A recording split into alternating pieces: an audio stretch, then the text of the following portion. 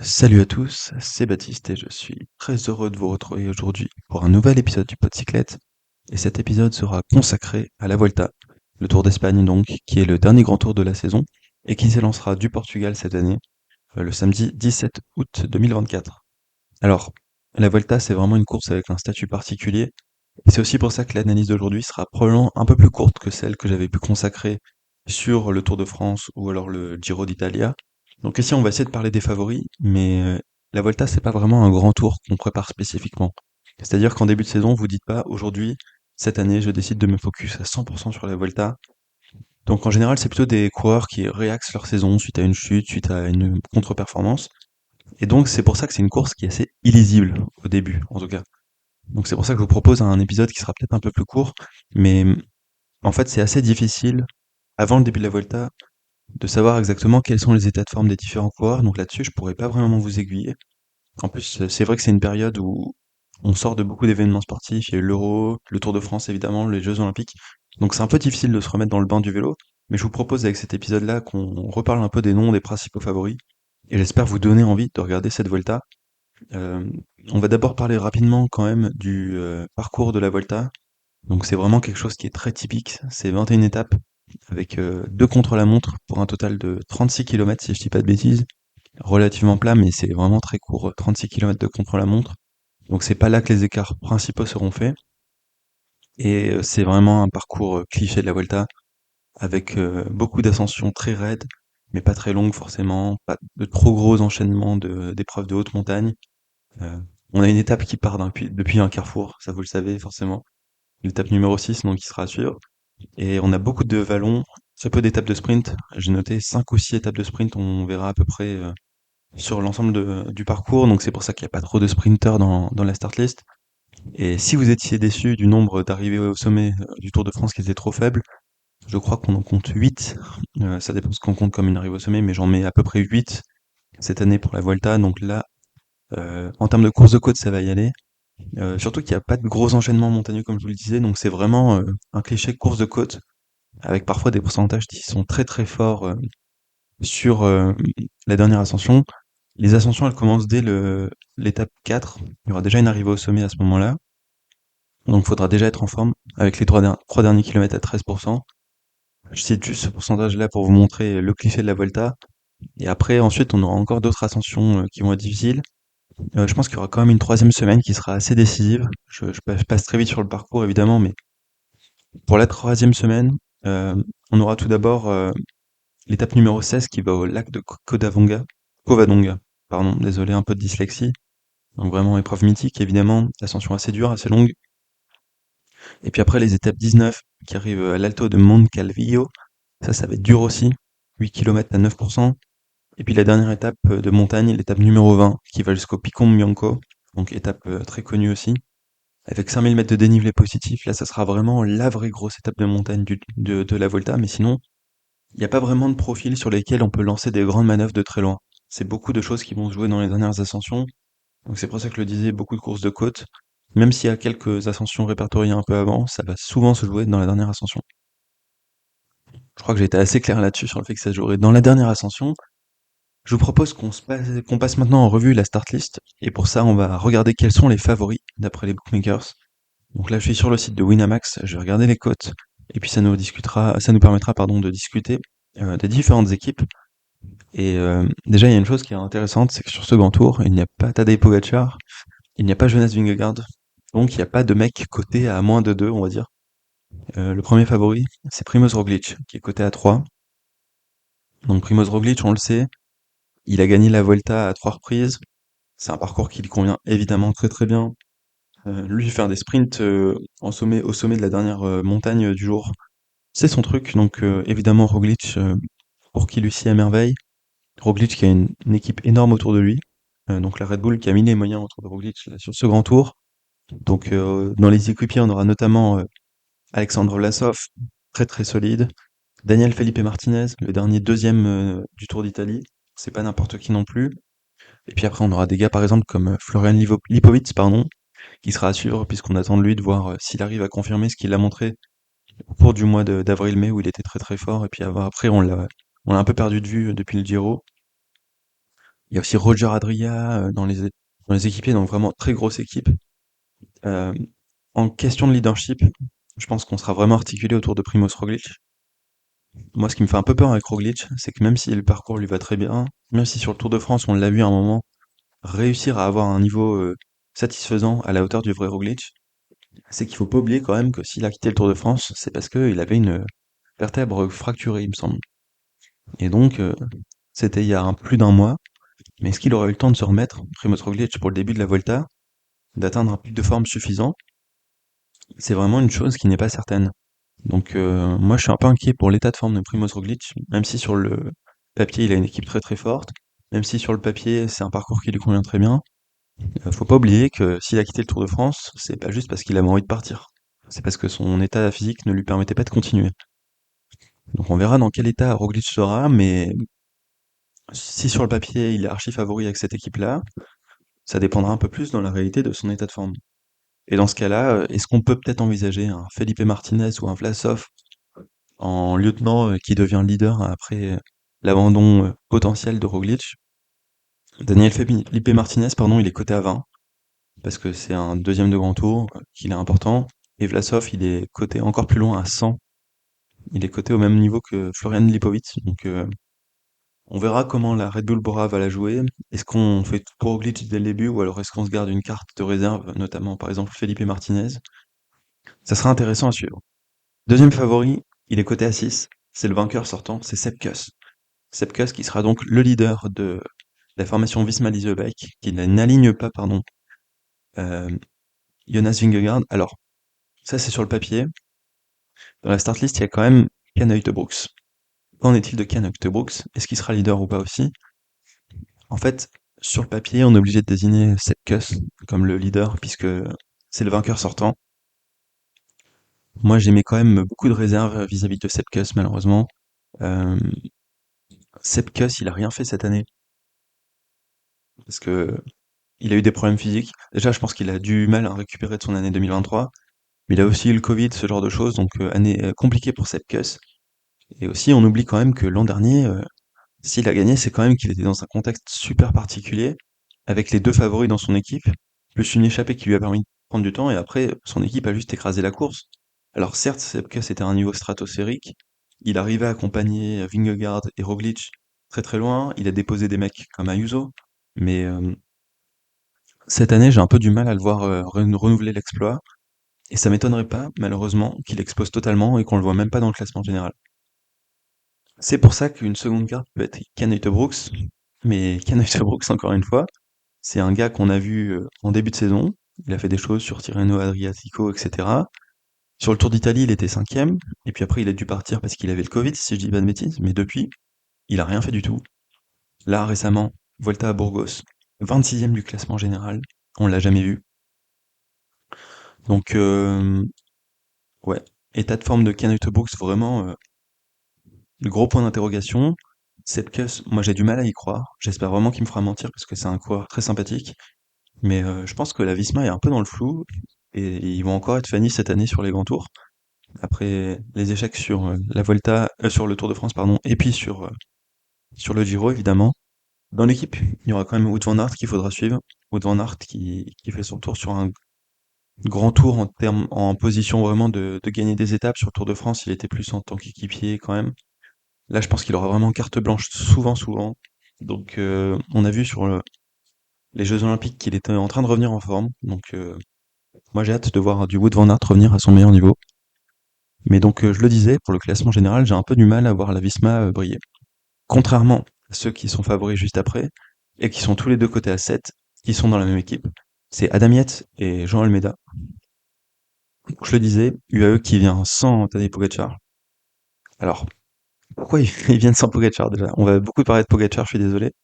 Euh, il aurait peut-être pu gagner cette Volta, et même probablement, il aurait probablement gagné cette Volta, quand on voit l'adversité. Sauf que, on a vu Sepkus qui a fait 3 grands tours l'an dernier, il a galéré à s'en remettre physiquement, donc on a peut-être pas envie de cramer Pogacar pour juste une Volta, même si évidemment ça serait la Volta du triplé historique, ça reste qu'une Volta. On a gagné le Giro et le Tour de France, c'est pas la première de nos préoccupations.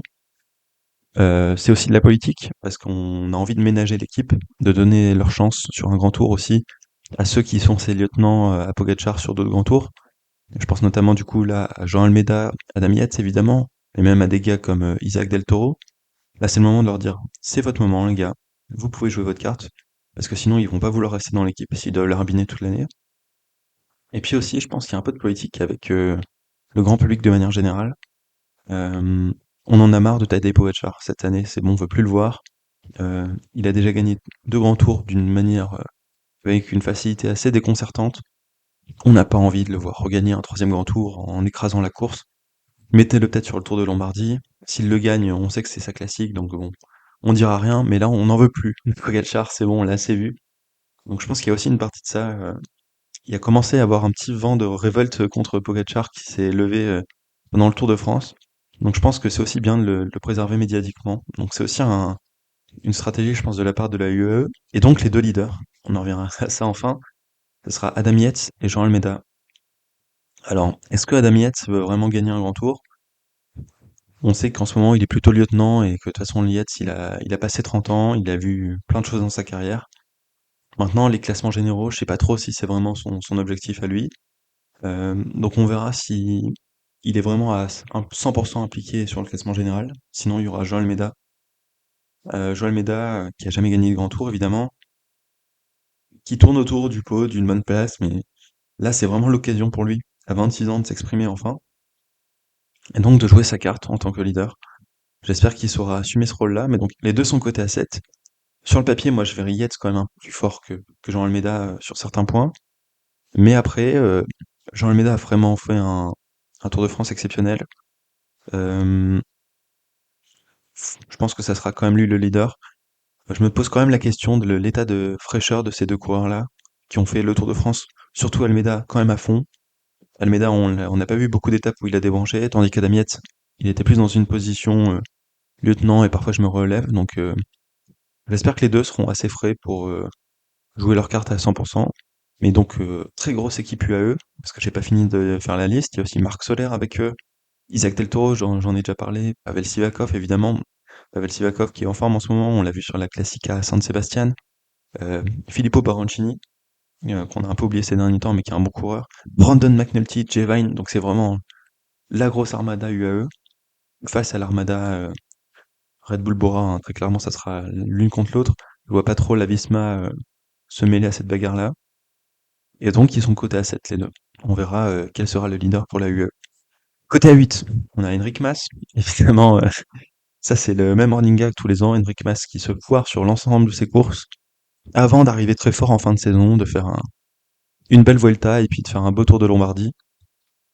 Donc Enric Mas qui sera le leader de l'équipe Movistar. Il y a quand même une très grosse équipe Movistar aussi.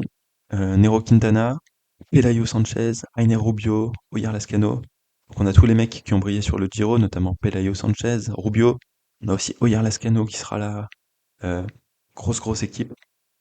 Et puis Enric Mas qui sera évidemment le leader. Je pense qu'il sera en forme. Donc ça sera intéressant de le voir se battre pour le podium. Je pense que il peut pas vraiment rivaliser avec Roglic et puis Almeida, Yates s'ils sont à leur bon niveau, mais très sérieux concurrent, pardon, Enric Mas pour le podium. C'est pour ça qu'il est coté à 8. Ensuite, coté à 15, un coureur qui sera un peu dans la même veine, un Espagnol qui sera en forme sur ce tour-là, j'espère. C'est Mikel Landa. Donc Mikel Landa qui sera le leader de la Soudal Quick-Step, qui aura pas une équipe très impressionnante autour de lui, donc je pense que la Soudal ne pèsera un peu moins sur la course. Ils vont peut-être se concentrer un peu plus sur les échappées. Mais donc Mikel Landa qui devrait jouer le classement général. Après Landa, on sait que il est jamais meilleur que quand il est en rôle de lieutenant. Donc on verra s'il arrive sur son tour national à jouer sa carte en tant que leader. Mais il a affiché un très beau niveau au Tour de France. J'espère lui aussi qu'il a su conserver un peu de forme après ce Tour de France qu'il a quand même fait à fond sur quasiment toutes les étapes. Mais donc Mikel Landa, une belle carte pour le top 5 pour la Soudal Quick-Step. Côté à 17, Richard Carapace. Donc Richard Carapace, le leader pardon, de l'AIF. Richard Carapace qui a fait un Tour de France fantastique sur la fin, qu'on a vu à l'attaque tout le temps, à un niveau très fort. D'ailleurs, c'est marrant, c'était un peu le même profil que Henrik Mas. Euh, Carapace, ces dernières années, il a quand même du mal à jouer des classements généraux, hein. Là, il a une belle équipe quand même, puisqu'avec lui, il y aura Rigoberto Urán. Bon, il sera plus trop là pour le vélo, mais plus en tant que capitaine de route. Rui Costa, Alexander Cepeda, Jefferson Alexander Cepeda, pardon. Euh, et puis après, des petits jeunes à côté. Euh, je sais pas si je vois Carapace jouer le classement général. Il devrait dans l'esprit le faire, mais c'est pas impossible qu'il ait un jour sans et puis qu'il décide de lâcher le classement général totalement pour se concentrer plutôt sur les étapes, voir le maillot à poids. Et je me pose vraiment la question de son état de forme parce que sur le Tour de France, il a semblé monter en puissance au fur et à mesure pour être très fort en troisième semaine.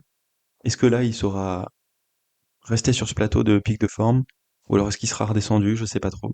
Mais une carte très intéressante à suivre, pardon, Richard Carapaz. Et pour être sûr, lui, il va animer la course, ça c'est certain. Côté avant, Carlos Rodriguez.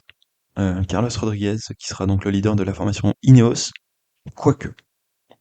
Parce que Carlos Rodriguez, il a quand même fait une fin de Tour de France cramax, le gars, totalement cramé.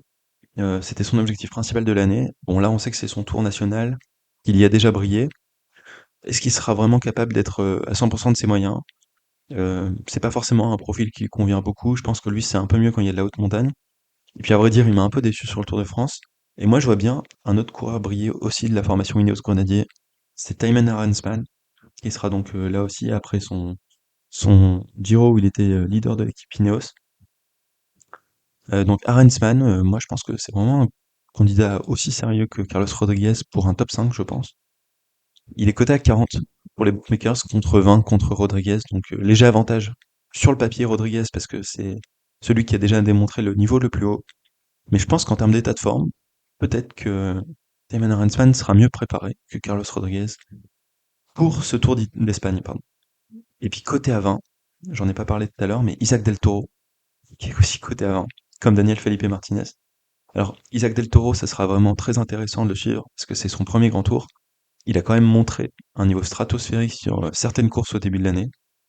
Donc, il sera clairement électron libre, hein, parce que les leaders, ça sera évidemment Yates et puis Almeida. Mais vraiment, j'ai très hâte de voir ce que va faire Isaac Del Toro sur un grand tour, donc ça sera sa découverte. Et il est quand même coté à 20 par les bookmakers. Je pense qu'ils sont un peu généreux quand même. Parce que, évidemment, si on regarde le niveau que peut atteindre Isaac Del Toro, oui, il peut être coté à 20, mais sur son premier grand tour, sur une course de 3 semaines, il en a jamais fait. C'est un peu présomptueux, surtout qu'il aura pas la carte du leadership chez la UAE.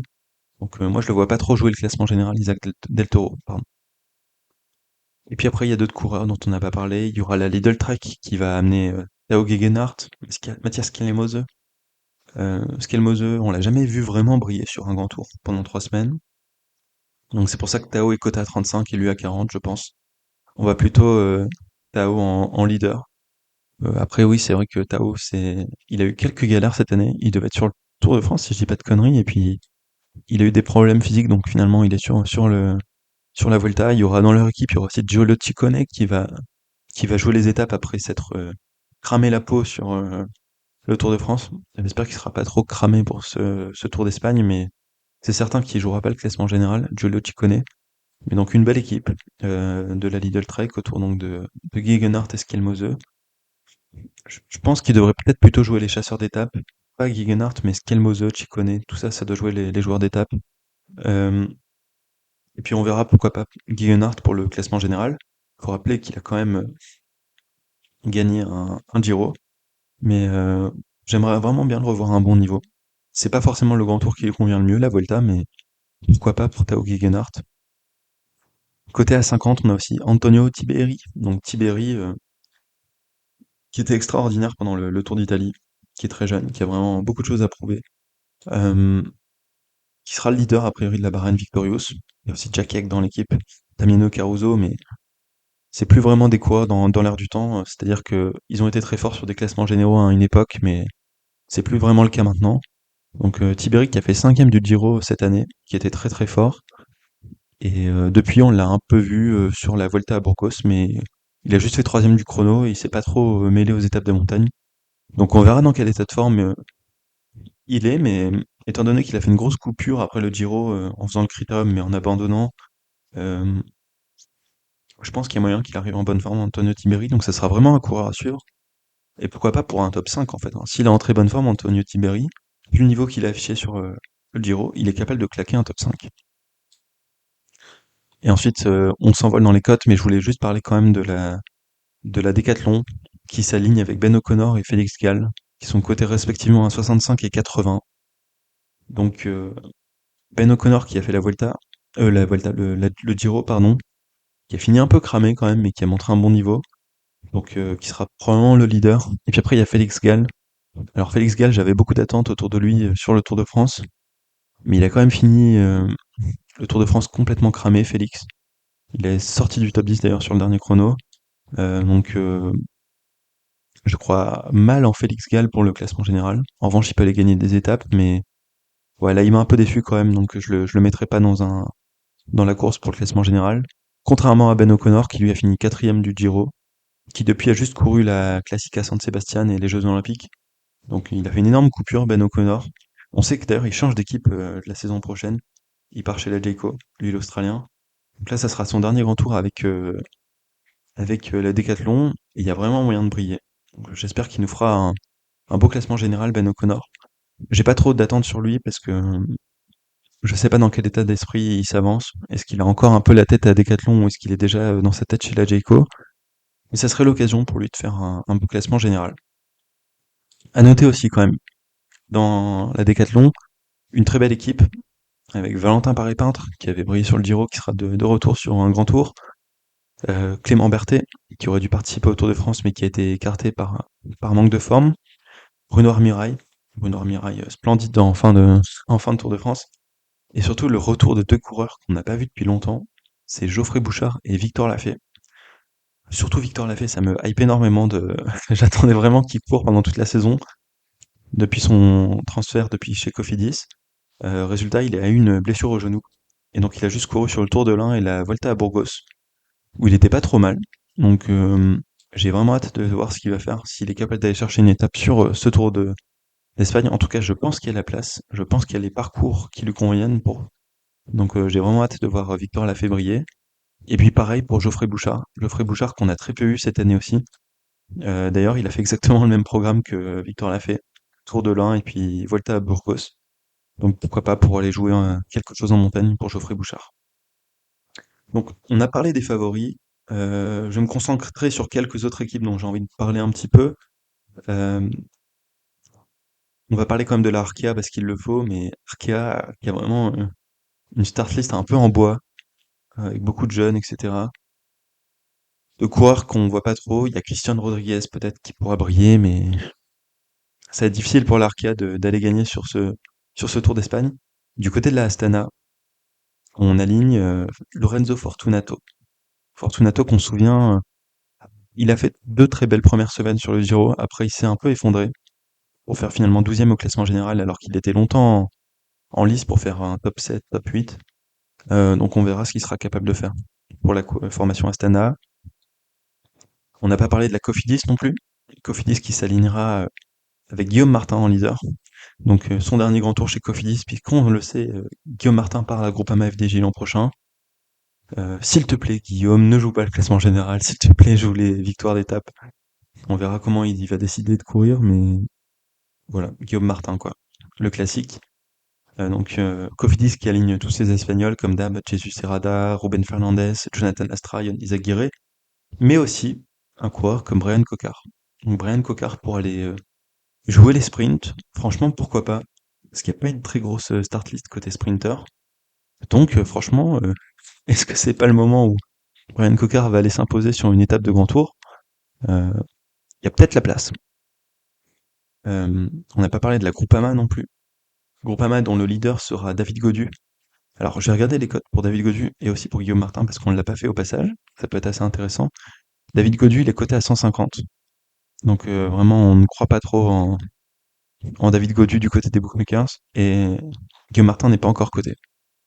Mais donc David Gaudu, saison vraiment un peu en dents de scie. Je crois qu'il a fait une seule victoire cette année, David Gaudu. Toujours un peu aussi sur des courses où il y avait Lenny Martinez, où on compare un peu les deux et où Martinez était parfois meilleur. David Gaudu, donc, il n'a gagné que le Tour du Jura cycliste cette année. Sinon, pas mal déçu. On l'a vu un peu attaquer sur le Tour de France, mais il a rien fait de significatif, donc bah là, c'est le moment de montrer que t'es quand même David Gaudu, quoi. Parce que tu nous as montré des très belles choses. Là, cette année, c'est compliqué. On espère enfin qu'il fasse quelque chose, David Gaudu. Donc pourquoi pas une Volta pour se relancer. Est-ce qu'il jouera les étapes ou est-ce qu'il jouera le classement général? Franchement, je sais pas trop. Moi, j'aimerais bien qu'il joue le classement général quand même, David Gaudu. Mais vu son état de forme difficile de cette année, déjà s'il pouvait briller quelque part, que ce soit sur une étape ou au général, ça serait vraiment très très cool. À noter quand même qu'on a une belle équipe du côté de la Groupama FDJ. On a aussi Stéphane Kung, Kevin Geniette, et puis Quentin Paché, Rémi Rocha par exemple. Alors, était annoncé Lenny Martinez, mais finalement il n'y participera pas. Bah oui, parce qu'on l'a cramé sur le Tour de France. Donc c'était franchement une des dernières courses de Lenny Martinez avec la Groupama, puisqu'on sait qu'il part à la Bahreïn l'an prochain. Pas non plus de Laurens Pitty, qui lui partira chez la Bora. Donc c'est dommage de ne pas avoir vu les pépites Groupama FDJ briller plus longtemps, mais c'est comme ça. On les verra sous d'autres cieux l'an prochain. Ensuite, euh, qui on peut parler? Team DSM, je pense que c'est intéressant, parce qu'il y aura Max Poole en leader. Donc Max Poole, le Britannique, qu'on a vu quand même assez fort sur certaines courses, mais il a jamais été leader unique sur un grand tour, donc là ce sera l'occasion, à moins qu'on préfère jouer les étapes. À noter que dans cette équipe DSM, on aura aussi Pavel Bittner. Pavel Bittner, coureur jusque-là un peu inconnu, enfin, moi ça faisait longtemps que je le voyais sur le circuit. Il est très très jeune, hein, Pavel Bittner, il a que 21 ans, mais ça a quand même plusieurs saisons qu'on le voit, et il fait pas grand-chose. Et là, il a gagné 2 étapes sur la Volta à Burgos, qui était donc au début du mois d'août, pardon. Donc coureur à suivre. Pavel Bittner, qui est super jeune, et voir s'il est capable de rééditer les exploits qu'il a menés sur la Volta à Burgos. Chico Alula, on en parle aussi quand même parce qu'il y a des coureurs comme Eddie Dunbar, comme Filippo Zana. Ça peut jouer un classement général. À mon avis, ça jouera plutôt quand même les étapes. Il y en a aussi d'autres gros chasseurs d'étapes, pardon, sur cette équipe-là. Mauro Schmidt, par exemple, aussi. Alessandro De Marchi, donc vraiment la Jake Walula qui va aller chasser les étapes. Et pourquoi pas aussi pour un classement général, Chris Harper. Chris Harper qui a eu une saison difficile avec des chutes assez impressionnantes parfois.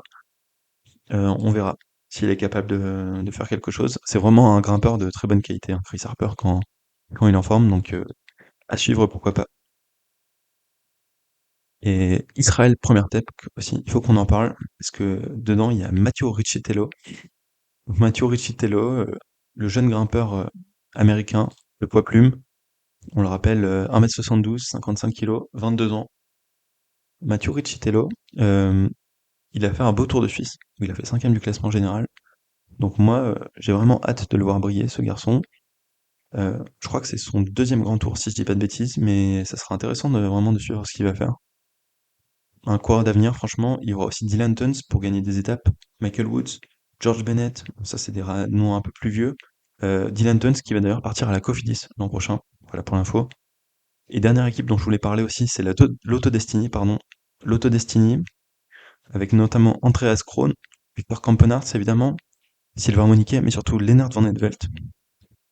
Alors Lennart Van Etvelt, on se souvient de lui au début de saison, parce qu'il a gagné le Tour de l'UAE, mais ensuite il a été blessé, et on l'a plus revu depuis, jusqu'à la Classica San Sebastian, où il s'est montré vraiment fort, et il a fini troisième, donc je pense qu'il est en forme Lennart Van Etvelt, et il est capable d'aller nous claquer plusieurs étapes sur cette Volta, et pourquoi pas même d'aller peut-être un peu jouer le classement général. Donc ça sera à suivre. Donc là, on a parlé de tout le monde. Donc je le disais vraiment, faudra attendre les premières étapes pour connaître les états de forme des différents coureurs. Je pense qu'on aura quand même une grosse opposition entre les gros blocs. Donc le bloc Bora, Hansgrohe, Red Bull et puis UAE. On verra quel sera le leader chez la UAE. On verra si Primoz Roglic est en capacité d'assumer le leadership chez la Bora. Mais en tout cas, c'est vraiment eux les gros favoris, hein, je pense. Primoz et puis Adam Yates et Joan Almeida. Ensuite derrière c'est assez ouvert, on verra en fonction des états de forme, mais il y a quand même un truc que je tenais à dire, c'est que ça fait plaisir d'avoir une course indécise, parce qu'on a eu beaucoup de courses cette saison qui étaient vraiment déjà jouées d'avance quasiment. Là, ça fait plaisir d'avoir un peu d'incertitude, même si c'est vrai que ça manque un peu de piquant parce qu'on n'a pas les meilleurs coureurs du monde, mais ça sera quelque chose d'ouvert, ça sera vraiment sympa à suivre. Et puis côté français, qu'est-ce qu'on peut espérer? Bah, vous l'avez vu déjà sur la start list, il n'y a pas beaucoup de Français au départ de cette Vuelta. Euh, les principaux Français, ce sera ceux de la Décathlon, donc à suivre le retour de Victor Lafay, vraiment. J'ai très hâte de suivre ce qu'il va faire. Valentin Paré-Peintre pour confirmer son super Giro. Après, côté français, on a aussi la Cofidis, évidemment, Guillaume Martin pour jouer je sais pas quoi. On verra quelle sera sa stratégie. Et puis Brian Cocard. Franchement, c'est peut-être l'occasion pour Brian Cocard de gagner une étape. Bon, évidemment, il y a Van Aert qui sera un peu près sur les mêmes terrains que lui, mais franchement, Brian, il y a moyen de jouer ta carte sur cette Volta, donc j'espère te voir gagner. Et puis après, bah, c'est la Groupama FDJ, hein, tout simplement, avec David Gaudu. Vraiment, moi, j'espère vraiment voir David Gaudu à un bon niveau, mais sachant la saison galère qu'il a eue, ce sera un peu compliqué. Et puis autre Français qu'on verra un petit peu, mais il sera équipier, ce sera Pavel Sivakov pour la UAE. Espérons qu'il ait sa carte de temps en temps, mais sinon, ça sera un peu probablement un équipier pour Adam Yates et Jean Almeida, ce qui est dommage parce qu'il a une belle forme. Voilà, j'espère que cette preview vous aura plu. Euh, Contrairement aux autres grands tours cette année, je ne vais pas vous assurer d'épisodes débrief à chaque week-end, parce que là je pars en vacances tout simplement. Donc vous êtes probablement aussi en vacances. Profitez-en bien. Et puis je vous dis à bientôt pour une prochaine vidéo. Salut!